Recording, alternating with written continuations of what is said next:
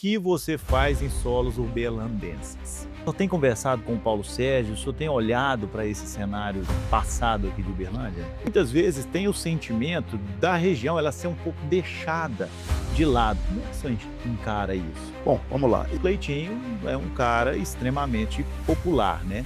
O senhor já disse que a candidatura dele não assusta, mas preocupa. Como é que o senhor enxerga essa questão? A Copasa é uma péssima prestadora de serviço. A gente tem que ficar livre dessa empresa do jeito que ela é. Minha gente, hoje eu vou entrevistar o vice-governador do estado de Minas Gerais, professor Matheus Simões.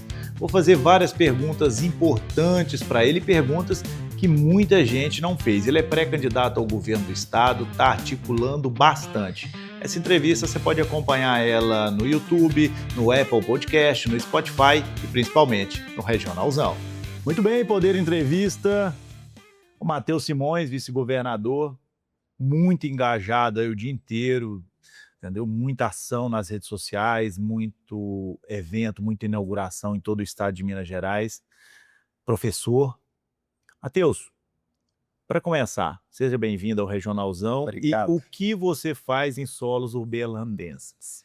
Só que eu vim para Uberlândia normalmente significa que eu vou almoçar ou jantar algum dia na Tropeiro. Eu ainda não fui, então assim, você vê que a minha tarefa aqui está difícil, porque tem tanta coisa para fazer em Uberlândia que eu não consegui nem pôr Tropeiro no meu radar ainda. Eu vim primeiro para algumas conversas sobre saúde muito importantes. Nós temos anúncios hoje de 8 novos postos de saúde. Tem posto de saúde de todo tamanho, tem posto de saúde tipo 3, que é aquele para atender 15 mil pessoas ao mesmo tempo. Você tem tipo 1, que é aquele de 4.500 mais 3, e ainda tem os postos de família, que são aqueles pontos focais para as equipes de saúde da família. Então é um investimento importante. O Uberlândia, com isso, vai caminhar na direção de 100% de cobertura de posto de saúde, 100% de cobertura de UBS. Mas também vamos fazer alguns anúncios importantes de saúde com relação à retirada de medicamento. Então, o Uberlândia passa a ser uma das poucas cidades do estado e a única fora da região metropolitana, em que em várias das UAIs vai ser possível a pessoa ser atendida e já sair de lá com o medicamento. Então, alguns medicamentos passam a ser distribuídos ali diretamente, e estamos mudando também a forma de você pedir a medicação. Então, muitos anúncios bacanas aqui para Uberlândia hoje. Mas tem anúncios para o Pontal do Triângulo. Vou hoje a posse da ANVAP em Araguari, do prefeito Major Renato. Então, vai ser um final de semana movimentado. Vou embora só segunda-feira. Olha só, tem Iturama também, né? Você vai dar uma circular. Tem Iturama, é porque nós temos algumas entregas que nós vamos fazer no meio do caminho, então vou a Campina Verde, vai ser um giro bom pelo Triângulo. Campina Verde é sua terra? Você sabe que quando alguém pergunta de onde eu sou, eu falo, você está com tempo ou não, que eu dou uma versão reduzida. O vovô é nascido em Campina Verde, e vovô e meu pai são nascidos em Comendador Gomes. Então, o Pontal do Triângulo é minha terra de origem, né? Então, nós somos dali, família está toda lá, hein? Certo, vamos falar de Uberlândia, daqui a pouco eu quero falar dessa questão do Triângulo Mineiro, mas o cenário de Uberlândia em 2024 é muito parecido com o seu hoje de vice, o vice que vem para a sucessão e tudo mais. O senhor tem conversado com o Paulo Sérgio, o senhor tem olhado para esse cenário passado aqui de Uberlândia? Converso. Paulo se tornou um amigo ao longo do caminho, né? Eu conheci Paulo durante a gestão do Odelmo, que é também um grande amigo meu. Estive com ele ontem, jantei com ele ontem, boa figura, e com ele e Ana Paula. E eles me apresentaram lá atrás o trabalho do Paulo Sérgio, e desde então a gente tem trabalhado de braço dado. Seja no envio do dinheiro para a obra do contorno, seja nesse investimento da saúde que nós estamos fazendo aqui. Eu hoje conheço muito melhor os problemas e as soluções de Uberlândia, graças à forma como o Paulo conduz isso aqui. E aí me inspira também nessa questão do modelo de sucessão. Porque em Belo Horizonte, que também teve uma importante sucessão com o vice, foi um pouco diferente, porque o Fuad assumiu 2 anos antes. O Paulo não, o Paulo assumiu exatamente na mesma situação que eu, que é com o titular fazendo a campanha, participando. E o governador está aí firme, um pouquinho diferente, só que eu vou assumir o governo já no mês que vem, né? Exatamente, aí vai ser governador em exercício e em campanha, em pré-campanha, né? Isso vai fazer a sua agenda virar uma loucura. O que está sendo esse final de semana vai ser o resto do meu ano. Então, falei com Cristiana, falei, Cristiana, só viajando comigo, não tem outra solução. Agora me fala uma coisa aqui. O Triângulo Mineiro, ele é uma região tão densa, com tanta coisa acontecendo o tempo inteiro que ela parece um estado. Então, quando você pensa em ser governador, você vai ser governador de Minas Gerais e também do Triângulo Mineiro. Pensa bem, dificilmente alguém sai aqui do Triângulo para resolver alguma coisa em BH. Tem gente aqui, e a ampla maioria, nem BH conhece. E tudo se resolve em Uberlândia. O cara de Tiutaba, Gurinhatã, Santa Vitória, Araguari, tudo se resolve em Uberlândia. É como se fosse uma É uma capital. capital. Eu sempre chamei o Odemo de governador do Triângulo É basicamente e isso. chamava o Humberto Souto lá de Moscada de governador do Norte, que são duas regiões que até pela distância Tem essas física, elas características. têm que resolver a vida delas lá, né? Então, muitas vezes, tem o sentimento da região ela ser um pouco deixada de lado. Como é que você encara isso? Bom, vamos lá. Eu morei até os 14 anos em Araxá, que apesar do pessoal falar do Paranaíba, quando eu era menino era Triângulo Mineiro, né? Porque a gente vai Claro, dividindo claro. o estado. E depois mudei para Uberaba, onde eu terminei minha juventude. Eu sei exatamente dessa desconexão. A gente ia procurar médico, se não tivesse Uberaba e Uberlândia, a gente era para Ribeirão, não era para Para Belo São Paulo, no Horizonte. caso. Então, eu acho que nós temos os desafios grandes de integração até física. Eu vou continuar na briga, inclusive, pela duplicação da 262, que o governo federal não assume o compromisso de fazer, porque se a gente não tiver forma de chegar em Belo Horizonte fácil, não tem como integrar. Mas dito isso, Uberlândia precisa, como Uberaba precisa, e a região do Triângulo como um todo, de atenção mais localizada, porque os problemas que estão aqui são diferentes dos problemas de outras regiões do estado. Completamente diferente. E a gente imaginar que dá para pasteurizar as soluções para o estado inteiro é um equívoco muito grande. Os desafios, por exemplo, que a gente tem aqui em termos de ligação rodoviária, não se parecem com os problemas do norte. No norte, o grande problema é asfaltos que não existem. Aqui a gente tem problema de manutenção, duplicação, aumento de carga, terceira faixa. Aqui nós temos problema de eletricidade por falta de potência, não por falta de rede, normalmente. Também é uma questão completamente diferente. Nós aqui temos SAAIs que funcionam muito bem, então Copasa não é um tema nas grandes cidades da região, mas eu tenho cidades menores que precisam de Copasa. Então, conhecer a região faz muita diferença. O que me ajuda?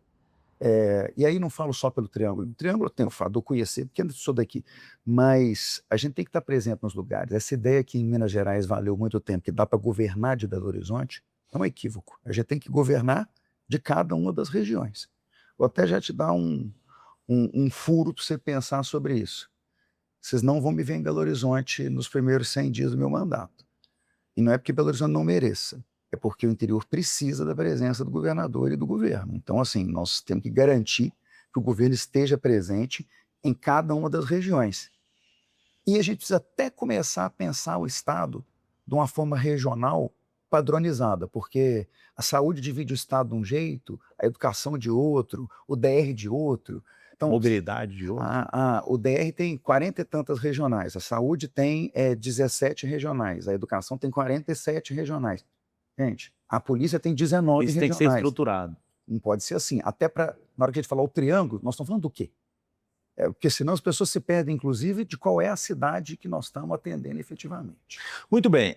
Eu queria comentar com o senhor a respeito do imbróglio do PSD. Ontem eu trouxe esse conteúdo com o governador Zema, inclusive já assisti, está em tudo que é lugar, que ele fala que conversou com o Kassab, que não terá, o candidato a presidente dele, se eles lançarem, não terá o palanque efetivamente em Minas. Isso resolve um problema que era o palanque para o Zema, né, como candidato a presidente. Como é que o senhor enxerga isso? Na verdade, esse é um compromisso feito pelo PSD de Minas Gerais e Nacional, comigo e com o governador no momento da minha filiação. O Kassab chega a anunciar isso publicamente no dia da minha filiação. A fala dele é: aqui em Minas Gerais, o líder do PSD e do Novo é o governador Romeu Zema. É com ele que nós estaremos, os nossos palanques são palanques conjuntos nesse estado. Então, é muito claro, inclusive para Ratinho, para Caiado, que em Minas Gerais o palanque do PSD, e eu não falo só por mim, não, falo pelos deputados, até porque esses deputados estavam na caminhada do governador esse tempo todo. Nós temos uma das maiores bancadas estaduais e maiores bancadas federais do PSD. Nós vamos estar trabalhando para o governador Romeu Zema aqui. Muito bem. Essa mudança no comando do União Brasil, ela pode esvaziar a sua chapa, na sua visão? Como é que o senhor enxerga isso? Pois é, esse é um dos temas que mais tem me sido questionado nos últimos dias, desde que veio a notícia de que o deputado Rodrigo de Castro vai assumir a presidência do União em Minas Gerais. Eu não tenho por que desconfiar da palavra que o presidente nacional do União, Rueda, me deu de que eles estão conosco na campanha. Essa palavra também me foi dada pelo presidente nacional do PP, de senador Ciro Nogueira. Lembrando que PP e União não podem andar separados porque eles fizeram uma federação. Era uma federação. O que eles me pediram à época? A vaga do secretário Marcelo Aro ao Senado, que eu garanti a eles e que eu sempre repito, ele é um dos meus candidatos ao Senado. O outro, a gente aguarda a indicação do PEG. Então eu estou muito seguro porque eu tenho a palavra dos presidentes nacionais. Política anda, as coisas às vezes mudam, mas definitivamente ninguém da União mudou a conversa comigo nesse meio tempo. Por enquanto é só repercussão. Então a notícia existe de chegadas, eu acho que o que mais assusta não é nem a troca da presidência. Muita gente tem dito que isso é uma sinalização de que o senador Rodrigo Pacheco vai se filiar. E eu tenho repetido que, considerando o compromisso da União, se o Rodrigo Pacheco se filiar, é porque ele está se aposentando da lida pública. É uma decisão dele de não participar mais. E óbvio, do mesmo jeito que ele está no PSD, que é meu partido hoje, ele pode estar na União, que vai estar comigo. Ele só não será candidato a governador por esse partido. Interessante. Quando a gente observa bastidor e começa a prestar atenção nas movimentações, na semana passada, ou retrasada, não me engano, a Marília Campos fez uma cobrança pública à postura do Pacheco. E eu falei, tá vendo? Isso aí mostra que o Pacheco não está fechado com o PT, porque se tivesse, ela não ia cobrar o cara, entendeu? Isso é lógico, é simples. Mas, voltando a essas pré-candidaturas, o Cleitinho é um cara extremamente popular, né? O senhor já disse que a candidatura dele não assusta, mas preocupa. E eu sou obrigado a concordar com você. Ele teve, deixa eu só complementar, ele teve na última semana aí junto com o Falcão, em Patos de Minas, Falcão que vem se tornando uma outra liderança no estado. Como é que o senhor enxerga essa questão? Bom, primeiro assim, eu tenho conversado com o Cleitinho quase diariamente. Ontem mesmo, conversei com o Cleitinho, ele estava aqui na região para fazer uma gravação lá sobre a ponte do Rio Grande. Me ligou de lá, a gente conversou. E a nossa conversa é sempre na mesma direção. Ele dizendo que ainda não tomou a decisão, e eu dizendo a ele que eu estou à disposição para a gente construir em conjunto, porque afinal de contas, eu e Cleitinho tanto na política ao mesmo tempo, em 2016, ele vereador em Divinópolis, eu em Belo Horizonte, e desde então nunca tivemos de lados diferentes da política. Continuo achando que ele tem um papel a cumprir no Senado muito importante. Falam uma coisa parecida sobre o que eu falo sobre Nicolas. Seria uma perda para Minas Gerais deixar de ter Cleitinho como senador. Ele tem perfil de parlamentar, como o Nicolas tem perfil de liderança nacional no Congresso. Mas é claro que a decisão é dele, se ele resolver em algum momento concorrer, vai ser legítimo. Eu vou continuar trabalhando pela unificação. E quando eu falo que me preocupa é exatamente porque a presença do Cleitinho praticamente nos leva para um segundo turno, leva a eleição para o segundo turno. E isso é ruim porque possibilita à esquerda flertar com a possibilidade de voltar ao poder em Minas Gerais. Se a gente tiver unificado, a força da direita e da centro-direita em Minas Gerais é muito maior do que a da esquerda. A gente elimina o risco do petismo por aqui. Você acha? O eleitorado de Minas ele tem algumas características interessantes, né? Ele é o mesmo cara, na mesma sentada ele apertou no nome do Lula e do Zema, né? É interessante isso. Porque, e aí, uma ótima provocação. Para mim, Adelino, nós não podemos confundir em Minas Lula com PT. O Lula tem eleitores em Minas Gerais em um número considerável. Eu espero que o mineiro vá se conscientizando de que o Lula não é um bom presidente. Mas imaginar que o Lula vai ter 20% dos votos, ele não vai ter.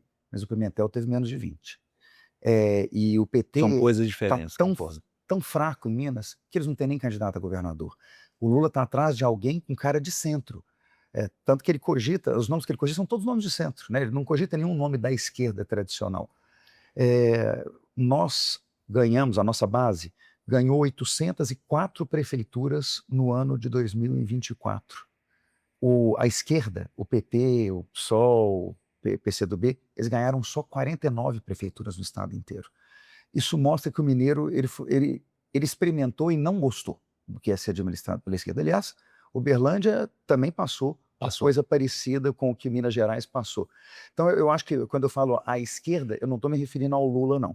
O desafio presidencial em Minas Gerais é diferente, por isso que o governador se coloca. O governador percebe que ele talvez seja dos poucos nomes que tem condição de, em Minas Gerais, mostrar para as pessoas que existe uma solução fora do lulismo, porque o mineiro ainda tem esse apego à figura do presidente. Agora, a esquerda, o PT, não, esse pessoal não tem chance em Minas Gerais se não for um erro nosso.